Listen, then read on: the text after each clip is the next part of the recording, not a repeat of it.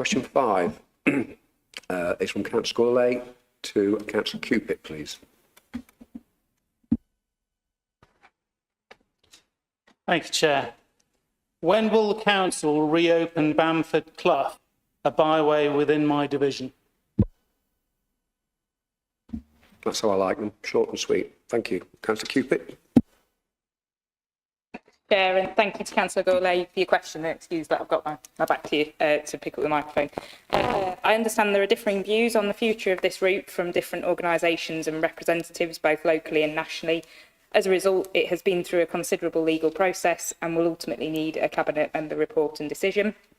I apologise for the delays in this regard, as I have done to both you and the Parish Council in previous correspondence, but I hope we'll all appreciate the unanticipated and unprecedented challenges the Highways Service has faced over the last year, which have had to take priority.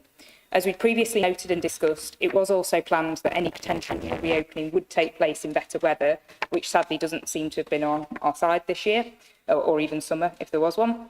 Nevertheless, as both you and the Parish Council have raised this, understandably, I can confirm consideration will be given to reopening the route in full in line with the Road Safety Audit recommendations and the Experimental Traffic Regulation Order, TRO, over the coming months, with a view to that reopening then occurring next spring/summer following the anticipated winter weather.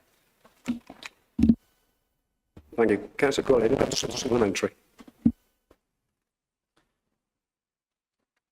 Thank you, Charlotte, for that answer. Bamford Clough has been closed to vehicles for well over a decade. No substantive work has taken place in the past 3 years. Would the Cabinet member agree with me that it's time to talk honestly about Bamford Clough, which prior to its closure could be negotiated only by high wheelbase specialist vehicles?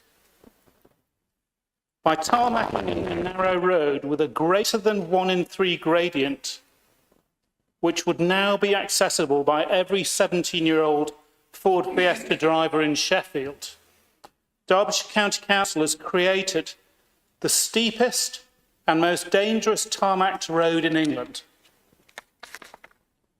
The decision to create this situation was not hers, and it was before the current Highways Director was in his role.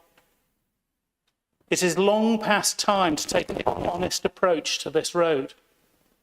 There is no need for any vehicle to use this road beyond its legal status as a byway open to all traffic. Would the Cabinet member join with me in urging local reporters to visit Bamford Clough to judge for themselves whether this is a road suitable for family cars? Thank you. Councillor Cupit, please. Thank you, Councillor Gourlay, for your supplementary question. As you know, us having discussed this quite frequently, I do appreciate the range of views and obviously referred to that in my initial answer.